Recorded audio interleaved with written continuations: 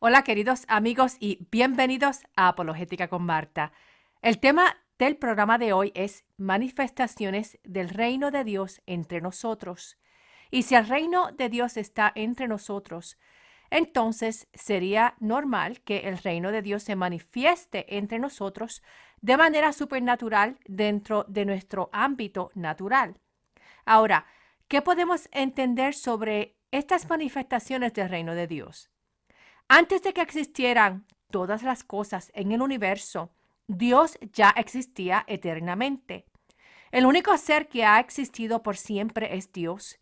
Y en un momento en el ámbito celestial, Dios le dio existencia a todos los ángeles. No sabemos con precisión cuándo Dios creó a los ángeles, pero sabemos que fueron creados antes de la creación de nuestro universo y los seres humanos que habitan en la tierra. En Job 38, versos 4 al 7, leemos que los ángeles estaban adorando a Dios cuando Él estaba creando el universo. Dios le dice a Job: ¿Dónde estabas tú cuando yo afirmé la tierra? Si en verdad sabes mucho, dímelo. Dime también, si lo sabes, ¿quién tomó sus medidas? ¿O quién la midió palmo a palmo? ¿Sobre qué están sentadas sus bases? ¿Quién puso su piedra angular mientras cantaban las estrellas del alba y los seres celestiales se regocijaban? Estos seres celestiales que se regocijaban durante la creación eran los ángeles de Dios. Si consideramos la función de los ángeles, podríamos concluir que Dios creó a los ángeles antes de la creación de la humanidad, porque uno de sus deberes es ser espíritus ministradores enviados para servir a los que heredarán la salvación. Solo los seres humanos pueden recibir la salvación. También sabemos que los ángeles existieron antes del jardín del Edén, porque Satanás, que antes era el ángel Lucifer, ya estaba presente en el jardín en su estado caído. Otra función de los ángeles es adorar a Dios alrededor de su santo trono. Tenemos entonces que los ángeles son parte del reino de Dios. De estos ángeles, unos siempre se han mantenido fieles a Dios y otros desobedecieron a Dios y siguieron al ángel Lucifer, que se conoce como Satanás. Todos los ángeles que siguieron a Satanás fueron expulsados del reino de Dios y son los ángeles caídos que han venido a la tierra a destruir y a engañar a los seres humanos para que reciban el mismo castigo eterno al cual ellos están destinados a recibir.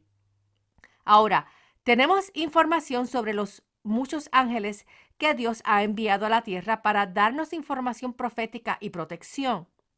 En Génesis 18, la palabra de Dios nos dice que el Señor se le apareció a Abraham junto con dos ángeles para anunciarle la promesa del nacimiento de Isaac. Luego, en Génesis 19, dos ángeles fueron a Sodoma para anunciar la destrucción de Sodoma y Gomorra y rescatar a la familia de Lot antes de la destrucción. Si vamos a Segunda de Reyes, capítulo 6, allí nos encontramos con la historia de Eliseo y su ayudante que estaban siendo atacados por los sirios. Dios los protegió y los rodeó con sus ángeles para que los sirios no pudieran hacerles daño.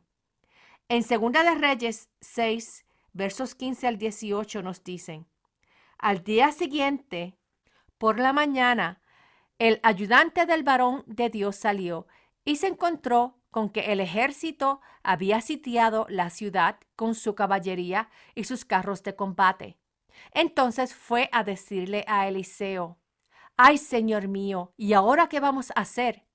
Y Eliseo le dijo: No tengas miedo, que son más los que están con nosotros que los que están con ellos. Acto seguido, Eliseo oró con estas palabras: Señor, te ruego que abras los ojos de mi siervo para que vea. El Señor abrió los ojos del criado, y éste miró a su alrededor y vio que en torno a Eliseo el monte estaba lleno de gente de a caballo y de carros de fuego. Estos son los ángeles del Señor. Y cuando los sirios se dispusieron a atacarlo, Eliseo oró así al Señor: te ruego que hieras con ceguera a estos paganos. Y el Señor dejó ciego a los sirios, tal y como Eliseo se lo pidió. El ángel Gabriel es el más reconocido de los ángeles, ya que tuvo un rol importante en anunciar cosas que sucederían en el futuro. Gabriel es un ángel mensajero a quien se le encomendó entregar varias profecías importantes en nombre de Dios. Gabriel se le aparece al menos a 3 personas en la Biblia. Primero al profeta Daniel, luego al sacerdote Zacarías para predecir y anunciar el milagroso nacimiento de Juan el Bautista, y finalmente a la Virgen María para decirle que concebiría y daría a luz un hijo. El nombre de Gabriel significa Dios es grande, y como ángel de la anunciación, él es quien reveló que el Salvador se llamaría Jesús. Cuando Gabriel se le apareció al profeta Daniel, su papel era el de explicarle la visión que tuvo Daniel. La apariencia de Gabriel era la de un hombre.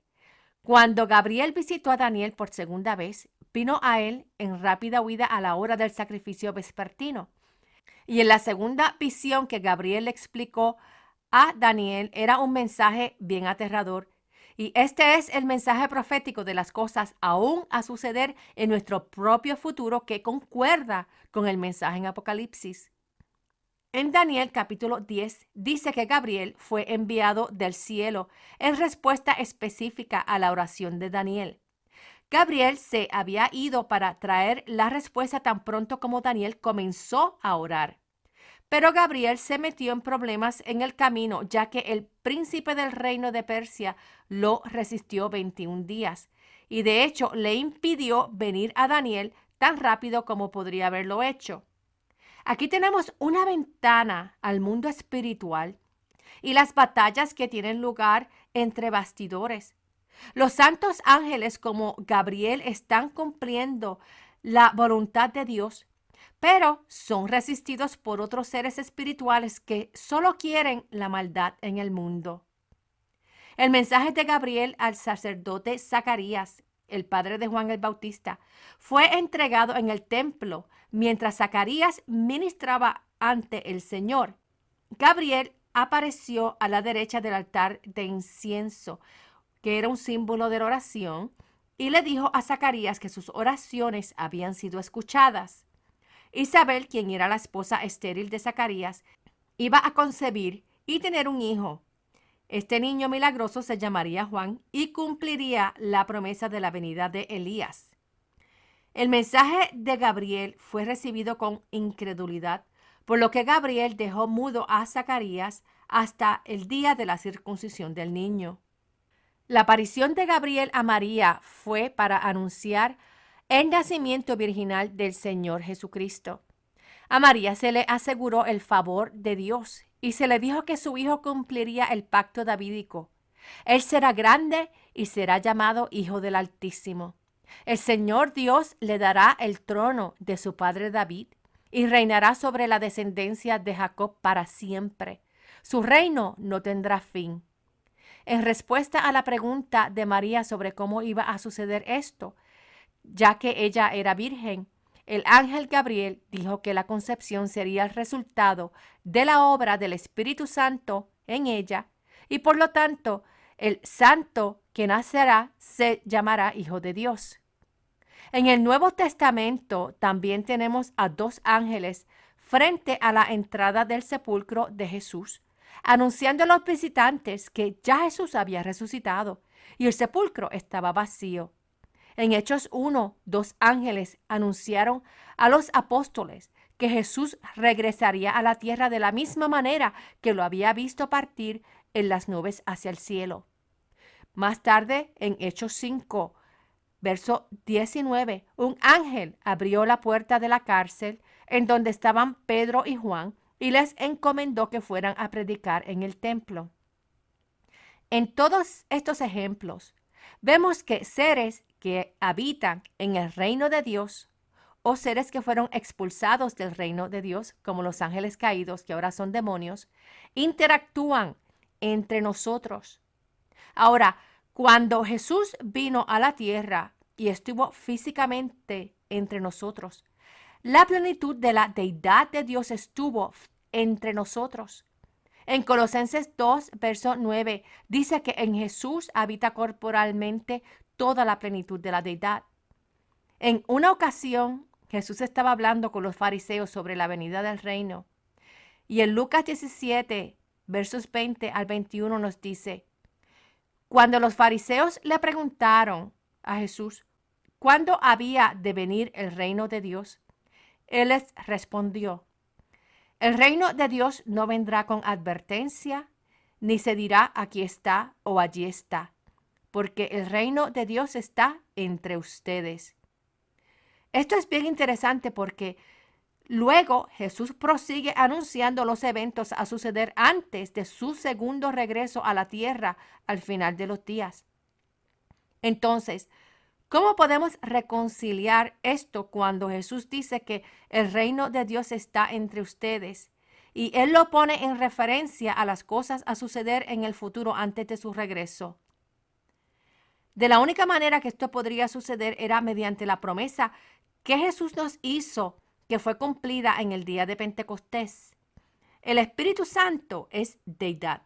El Espíritu Santo es la tercera persona de la Trinidad. En Juan 14, versos 15 al 17, Jesús le promete a todo el que pone su fe en Él como Dios y Salvador, que recibiría al Espíritu Santo y el Espíritu Santo habitaría permanentemente en sus corazones. El Espíritu Santo de Dios habita en el corazón de cada creyente, por lo tanto, si en cada creyente habita Dios, entonces podríamos decir que en cierto sentido parte del reino de Dios habita entre nosotros. Juan 14, versos 15 al 17 dicen, si me aman, obedezcan mis mandamientos, y yo rogaré al Padre, y Él les dará otro consolador, para que esté con ustedes para siempre, es decir, el Espíritu de verdad, al cual el mundo no puede recibir porque no lo ve ni lo conoce, pero ustedes lo conocen, porque permanece con ustedes y estará en ustedes. Entonces, si la presencia de Dios está en todo creyente mediante la presencia del Espíritu Santo, entonces debemos de reconocer cómo la presencia de Dios en nosotros se manifiesta entre nosotros. Debemos de tener claro que esto no quiere decir que nos convertimos en deidad, como enseñan algunas sectas. Los seres humanos nunca serán deidad. Solo Dios Padre, Hijo y Espíritu Santo es deidad. Pero si la presencia de Dios está en todo creyente mediante el Espíritu Santo, entonces podemos ver las manifestaciones o frutos del Espíritu Santo en acción. Una de las historias del poder del Espíritu Santo en salvación y restauración la vemos en la vida del evangelista Nicky Cruz. Cuando yo era pequeña, mi madre me introdujo a la historia de Nicky Cruz. En la página en línea de su ministerio, él nos da su testimonio, que es el siguiente. Nicky Cruz fue golpeado regularmente desde la edad de 3 años y medio. A la edad de 9 años, su corazón se convirtió en piedra después de un episodio de abuso bien grave y un intento de suicidio.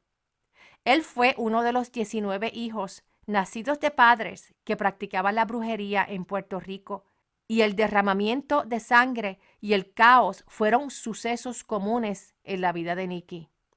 Nicky Cruz sufrió abusos físicos y mentales severos a manos de sus padres, y en un momento fue declarado el hijo de Satanás por su propia madre mientras ella estaba en un trance espiritual. Cuando Nicky tenía 15 años de edad, su padre lo exilió para vivir con un hermano mayor en la ciudad de Nueva York. Nicky estaba lleno de ira y de rabia, y enseguida dejó a su hermano para arriesgarse en las calles de la ciudad. A los 16 años, él se convirtió en miembro de la famosa pandilla callejera de Brooklyn, conocida como Mau Maus. En 6 meses, él había ascendido de rango para convertirse en su señor de la guerra, gobernando las calles como líder de una de las bandas más temidas por los rivales y la policía. Él estaba perdido en un ciclo de alcohol y la violencia brutal. Y su vida dio un giro trágico para peor cuando su mejor amigo y compañero de banda, llamado Manny, fue asaltado y apuñalado repetidamente. Manny se desangró y murió en los brazos de Nicky. A medida que la reputación violenta de Nicky Cruz crecía, también lo hacían sus inquietantes pesadillas. Él fue arrestado en muchísimas ocasiones y un psiquiatra, por orden judicial, declaró que el destino de Nicky era desesperado. Él indicó que Nicky estaba destinado a prisión, a la silla eléctrica y al infierno. Ninguna figura de autoridad pudo alcanzar al joven señor de la guerra hasta que conoció a un predicador rural flaco llamado David Wilkerson. Wilkerson desarmó a Nicky, mostrándole algo que nunca él había conocido antes, un amor implacable. Su interés por el joven matón era persistente. Nicky lo golpeó, le escupió y hasta amenazó seriamente su vida. Pero el amor de Dios prevaleció. Era más fuerte que cualquier adversario que Nicky hubiera encontrado. Una noche, contra todo pronóstico, Jesucristo rompió las paredes que rodeaban el corazón de Nicky. Nicky lo describe como si hubiera sido internado en un hospital del Espíritu Santo. Mientras Nicky yacía vulnerable, Jesús caminaba a su lado. Le abrió el pecho a Nicky, sacó su corazón y se lo llevó a los labios para besarlo. Luego el Señor volvió a colocar el corazón transformado en su pecho y lo levantó como una nueva creación. Mientras que desde pequeño los mismos padres de Nicky lo habían condenado a la perdición, Jesús tenía otros planes para él. La vida anterior de Nicky reflejaba toda la perdición, perversidad, maldad, tiranía, despiedad y degeneración. Esas actitudes del corazón se alineaban con la actitud de Satanás y sus demonios. Pero Jesús tomó ese corazón duro, lo fue ablandando con su amor hasta que, eventualmente, Nicky se rindió ante la profunda benevolencia y pureza genuina del amor de Jesús. Nicky fue completamente perdonado mediante la sangre de Jesús y fue completamente transformado de ser un criminal sin esperanza a ser ahora llamado Hijo de Dios, con todos los derechos a disfrutar de la presencia del Espíritu Santo en su corazón y de recibir la recompensa a la vida eterna en el reino de Dios. Nicky vino a ser capacitado por el Espíritu Santo para reflejar amor, gozo, paz, paciencia, benignidad, bondad, fe, mansedumbre y templanza. Entonces, cuando hablamos de cómo se manifiesta el reino de Dios entre nosotros, podemos pensar en la vida de Jesús entre nosotros, recordar sus enseñanzas, profecías y promesas.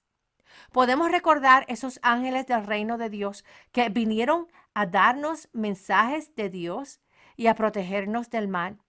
Podemos recordar las historias de esas personas perdidas que han cruzado nuestras vidas y al recibir a Cristo ahora son personas completamente regeneradas. Esas personas ahora regeneradas un día le entregaron a Cristo todo su odio, frustraciones, temores, perversidad y degeneración. Tal vez tú tengas una lista de actitudes y pecados de qué arrepentirte y decidir comenzar una vida nueva con la ayuda y el perdón de Jesús. Solo con la ayuda de Jesús y el Espíritu Santo puedes ser completamente transformado en una criatura que no importa tu pasado, puedes ser hecha una criatura completamente nueva, con un destino nuevo que te conduce al reino de Dios mediante Jesús y también te otorga la resurrección. Nada puede separarte del amor de Jesús si le abres tu corazón y le entregas tu vida. Solo en Cristo todo es posible. Sin Cristo no existe esperanza.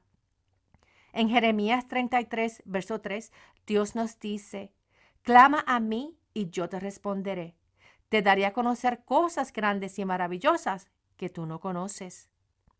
Hoy día, toda persona llena del Espíritu Santo es una manifestación, aunque sea leve, de la gloria y benevolencia que experimentaremos en el reino de Dios. Pero vivimos con la promesa que viviremos en el reino de Dios, donde la gloria de Dios no tiene límites. Y veremos la restauración de toda la tierra y el universo cuando Jesús regrese y eventualmente haga todas las cosas nuevas, incluyendo la nueva Jerusalén que descenderá del cielo y será establecida en la tierra por siempre. Quiero invitarte a que visites mi página en línea apologeticaconmarta.org o las páginas en YouTube o Facebook bajo Apologética con Marta, en donde puedes encontrar todos los podcasts de programas radiales en archivo y otros recursos que los ayudarán en el conocimiento de Dios mediante la apologética cristiana. Que Dios los bendiga y hasta el próximo programa. Chao.